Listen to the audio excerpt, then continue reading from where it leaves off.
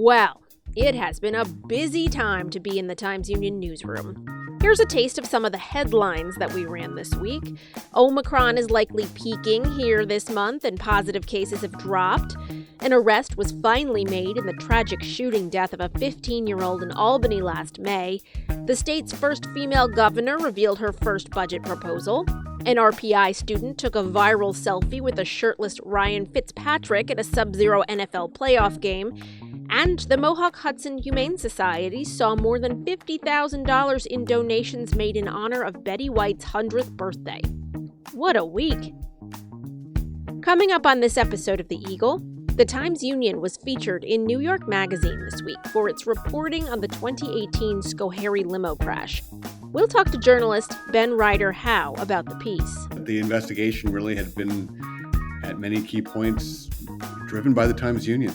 We'll talk to New York State Senate Majority Leader Andrea Stewart-Cousins. I believe it's criminal to hold people merely because they don't have the money to get out.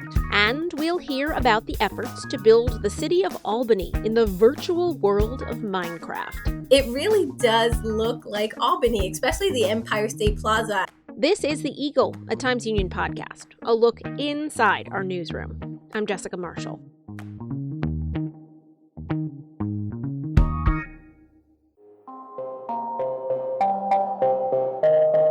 Hi, I'm Casey Seiler, editor of the Times-Union. Join us for an ongoing discussion on major developments in the saga of Keith Raniere, co-founder of NXIVM, the shadowy upstate New York organization at the center of the explosive federal investigation that resulted in Raniere's conviction on charges of extortion, sex trafficking, and more. We talk to former members of NXIVM, discuss the latest news, and preview the likely next twists in this bizarre and disturbing story. You can find NXIVM on trial at timesunion.com or wherever you listen to podcasts.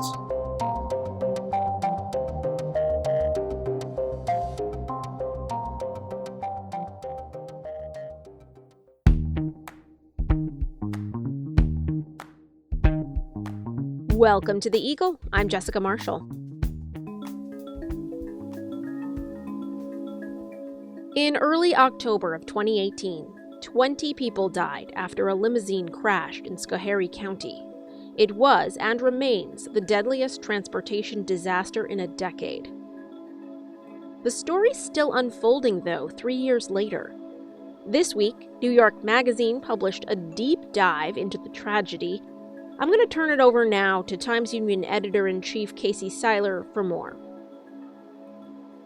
We tend to use the Eagle to draw audio attention to journalism that appears in the Times-Union, but we're making an exception of sorts for this next segment, which concerns an article by veteran journalist Ben Ryder Howe that appears in the latest issue of New York Magazine.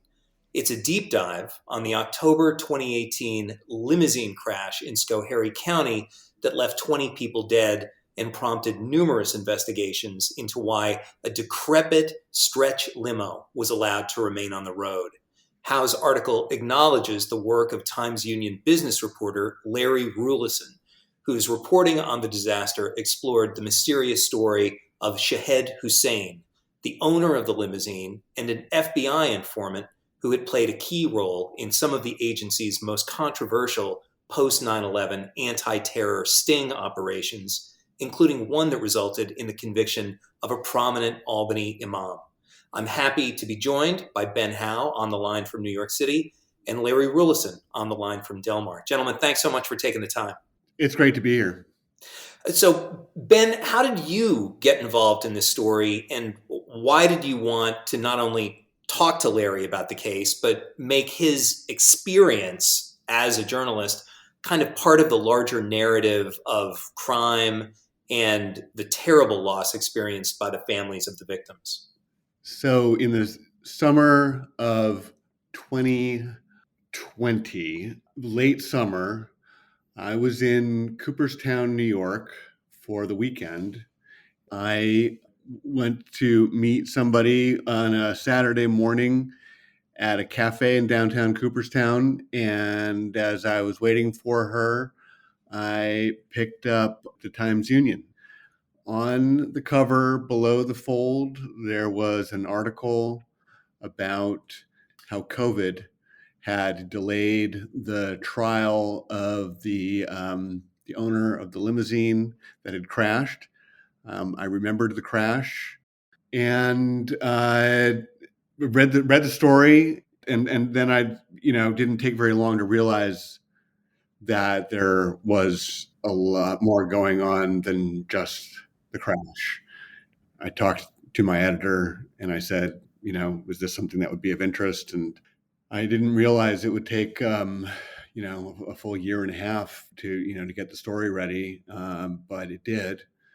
I didn't realize until probably 4 or 5 months later, to my discredit, just how heroic Larry's role in the saga was.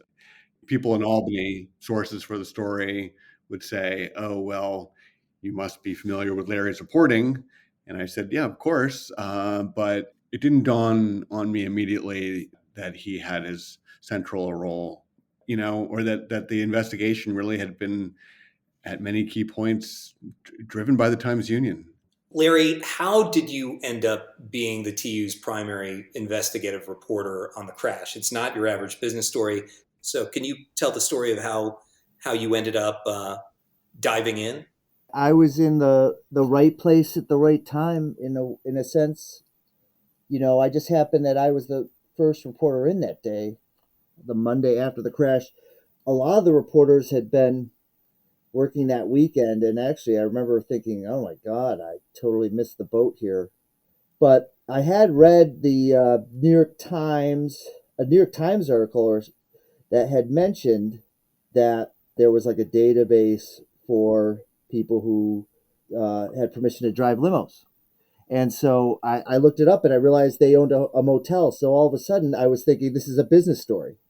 And so I said, well, the first thing I could do is go out to the motel that the Hussein family that owned the limo owned.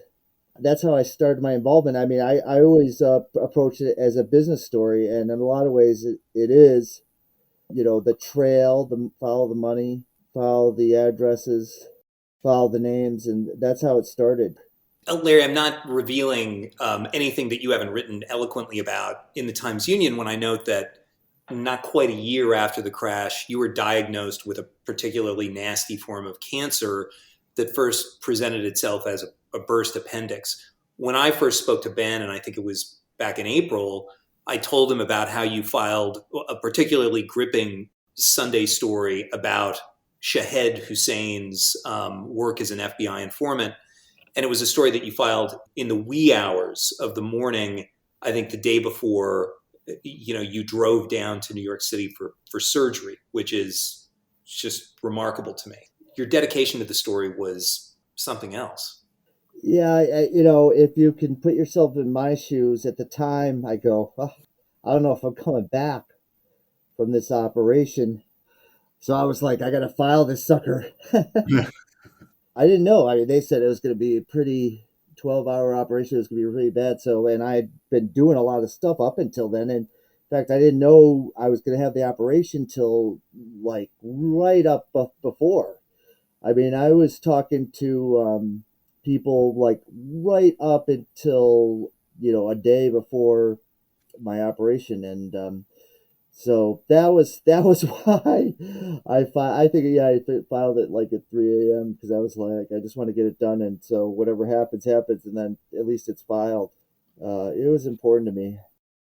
The big question mark, Ben, that both of you have tried to answer over the course of many, many months and even years now is whether or not Shahed Hussein, who was the father of Nauman Hussein, who was operating the limo company at the time of the crash. Shahed Hussein had, as far as we know, gone into surgery and he was recuperating in Pakistan or something like that. But the question of whether or not Shahed Hussein was in some way or had been in some way inoculated from legal consequences connected to a lot of this sort of bizarre network of business ventures on a whole lot of issues because of his work for the FBI as an informant, as an undercover operative.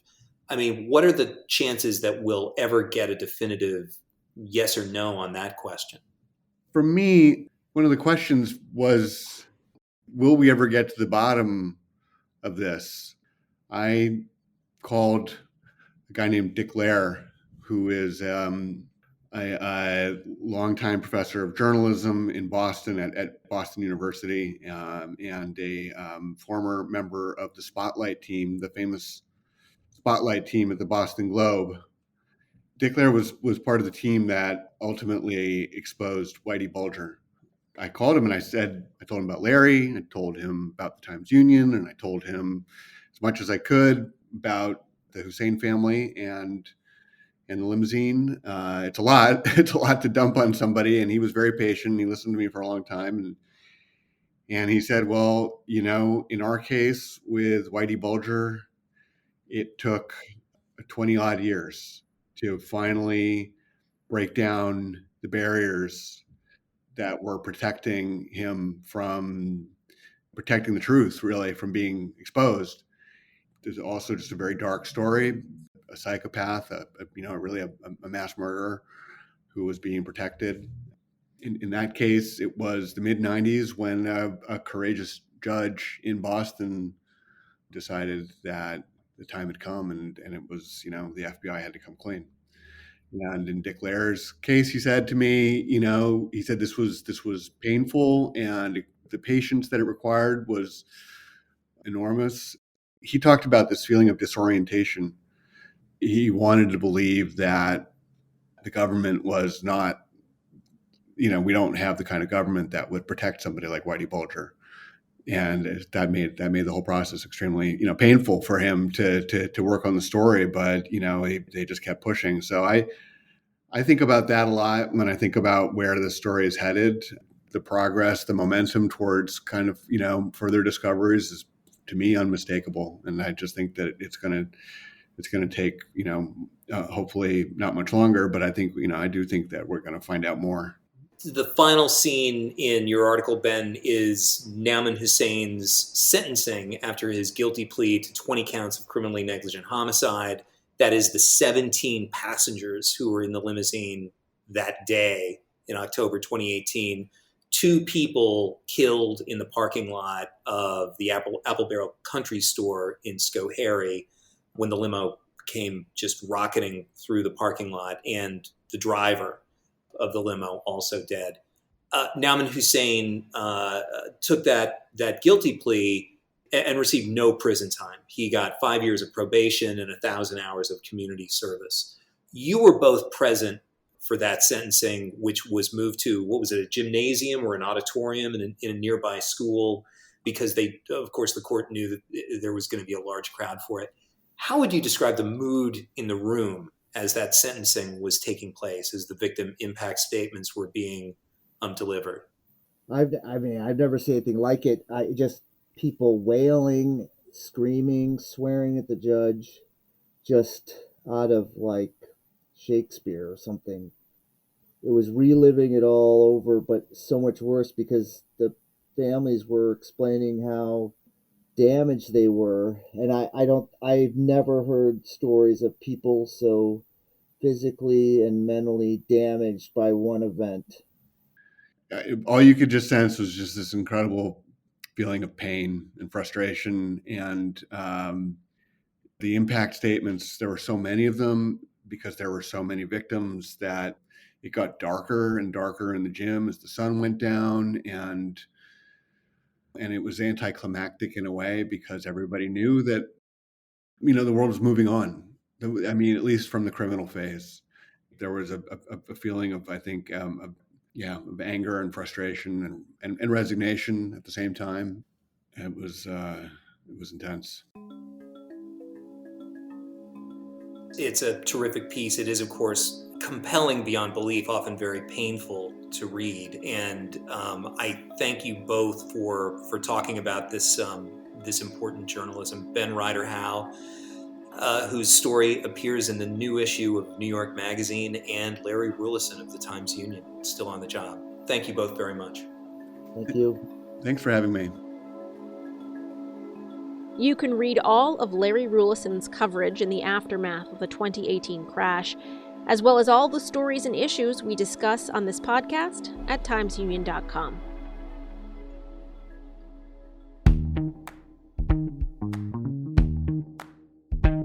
This week, Governor Kathy Hochul officially proposed a $216 billion budget, her first ever since taking office following the resignation of her scandal-plagued predecessor, Andrew Cuomo.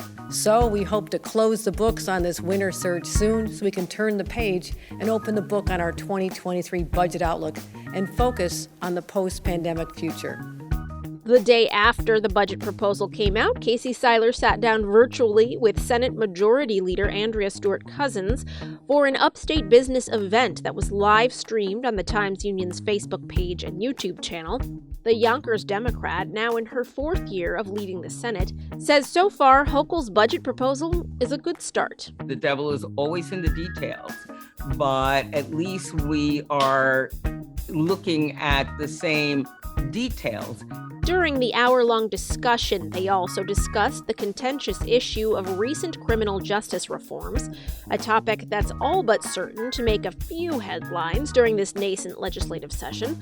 Here's Casey Seiler again with the Senate Majority Leader on changes to bail law that took effect in 2020.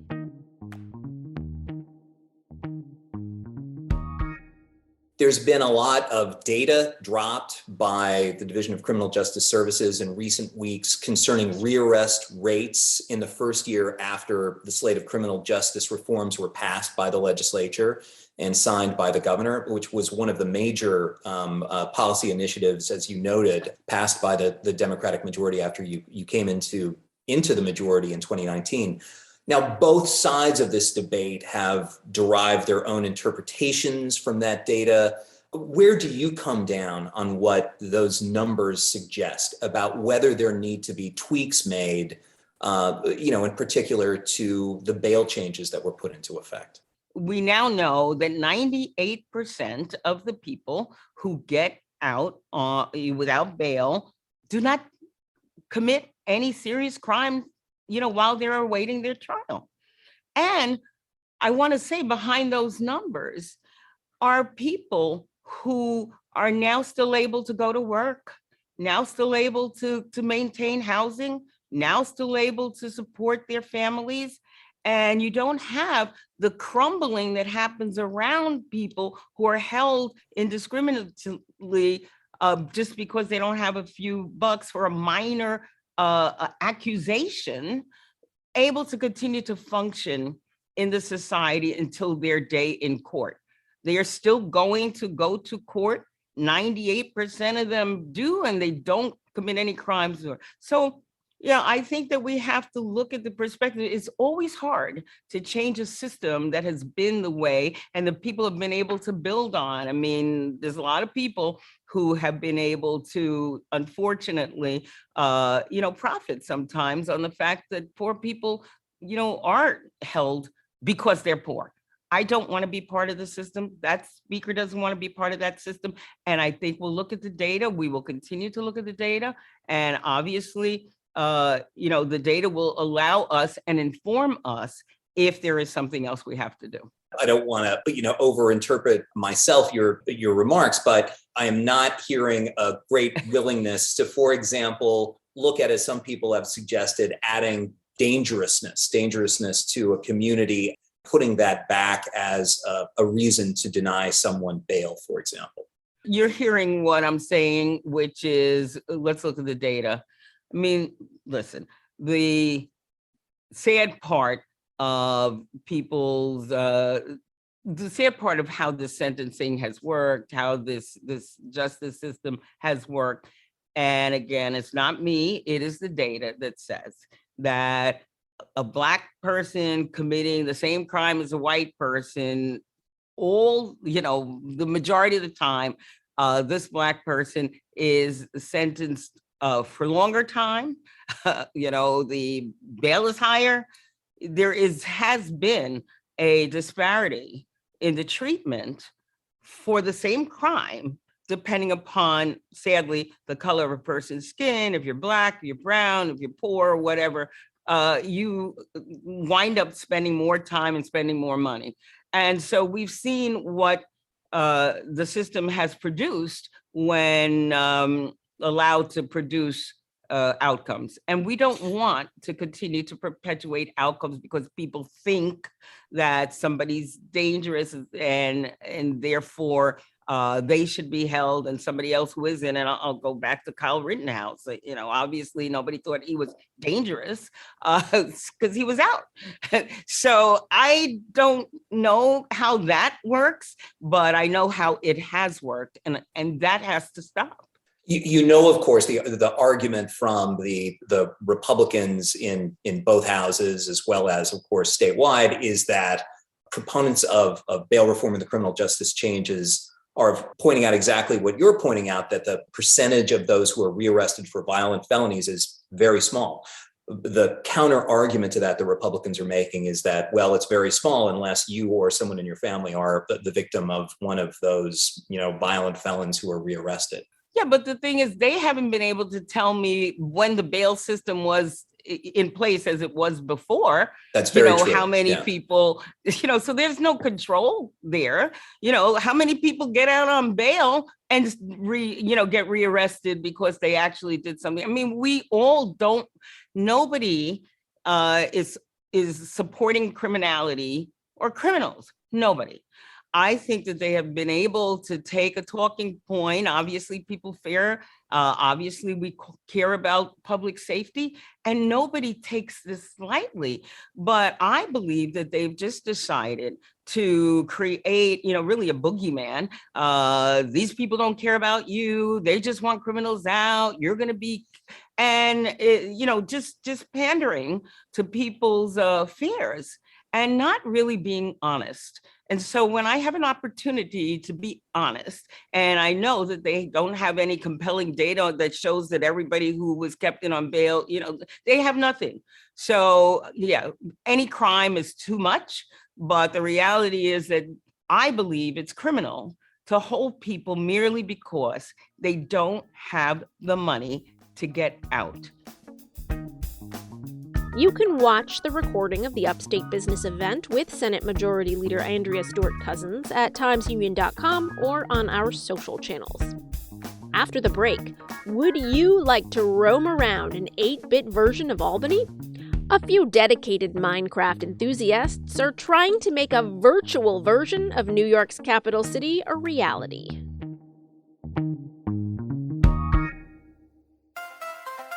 If you're enjoying this podcast, take advantage of all the Times Union has to offer and support our efforts to bring in you award-winning journalism by becoming a Times Union member today.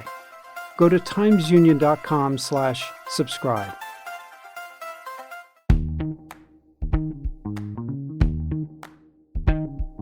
Welcome back. You're listening to The Eagle, a Times Union podcast. I'm Jessica Marshall.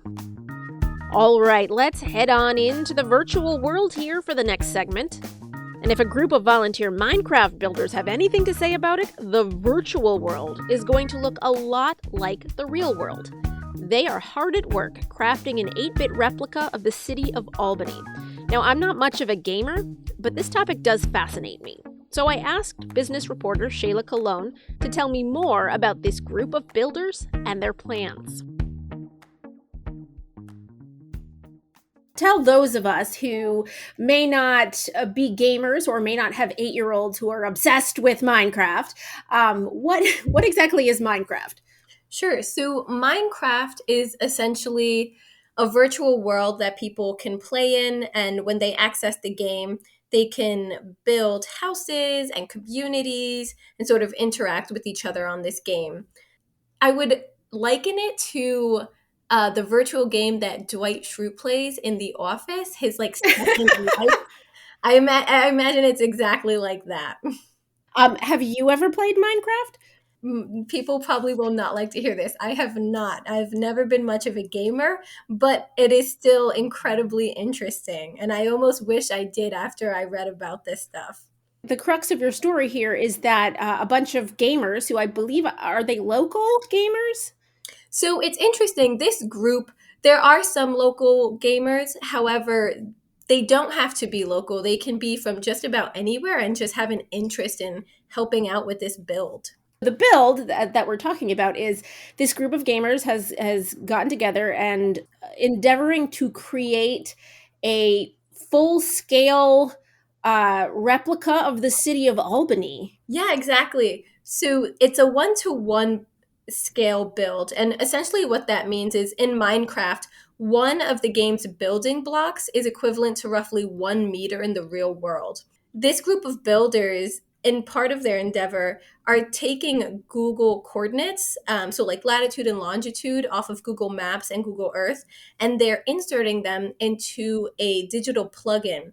From there, the coordinates are uploaded to a Minecraft server and allow them to build within that space on the server.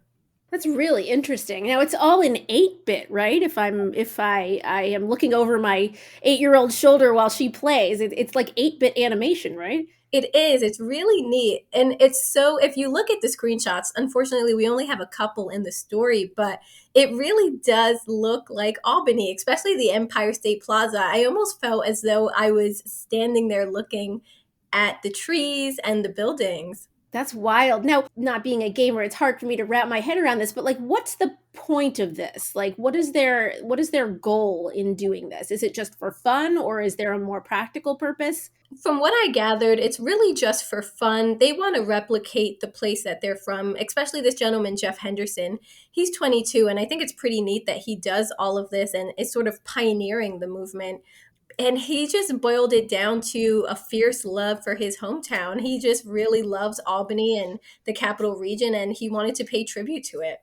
You know, when this is all said and done, when they've built this kind of 1-to-1 replica, like anybody who plays Minecraft can just kind of wander through it?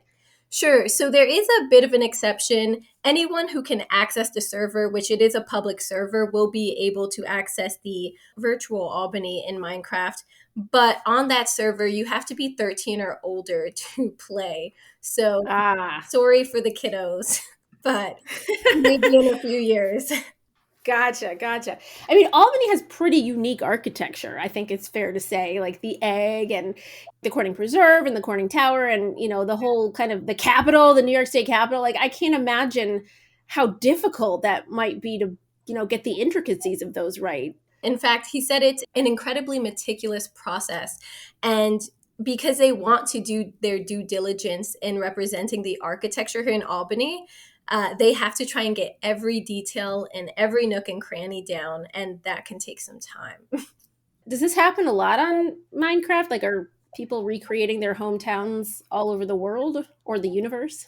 So I can't necessarily speak to the history of it, but what I do know is that this sort of Build the Earth movement, which is this group of voluntary gamers who are contributing to the effort, it started when one YouTuber named Pippin FTS, we'll just call him Pippin, put out a video and said, hey, guess what? We can now go beyond the leaps and bounds of the previous Minecraft dimensions because there's this thing called Cubic Chunks mod that was released, and essentially that extended the virtual world's height and depth dimensions, so building blocks could go past the limitations that were previously in place. And that's without making the game too slow. I mean, did you have to, not being a gamer, like, did you have to, like, do a lot of research for this story to really understand what they were saying? Or is it kind of straightforward stuff? I definitely did have to do some research just because I'm not very game savvy. But it wasn't too hard to unearth the basics about it. And this group does a really nice job of laying it out for people on their website. So they pretty much explain what the whole 1-to-1 scale means and the cubic chunk mod and how that impacts their ability to build in this game. So that was really helpful. And also there was that video by Pippin and several others that sort of gave me a clear outlook on how exactly this works into the fabric of Minecraft. Wow, that's fascinating. Now, they're not going to stop here, right? Like, once they finish Albany, they vowed to kind of expand into the greater capital region, right? Oh, definitely. This is a very ambitious group. And while the Northeast branch is focusing on Albany, the capital region, and some surrounding areas, there are several other sectors of Build the Earth that are pretty much just trying to build the entire planet into Minecraft. It's pretty neat. You can see photos of the virtual build of Albany in progress at timesunion.com. All right, that's it for this week. I'm Jessica Marshall. We'll be back next week with another look inside the newsroom here at the Times-Union. In the meantime, check us out on Facebook, Twitter, YouTube, and Instagram, or head over to timesunion.com for the latest news and features. The Eagle is a production of the Times-Union. It's produced and edited by me, Jessica Marshall, with help from the Times-Union digital team and the newsroom. Special thanks this week to Casey Seiler, Larry Rulison, and Shayla Colon for their contribution to this episode.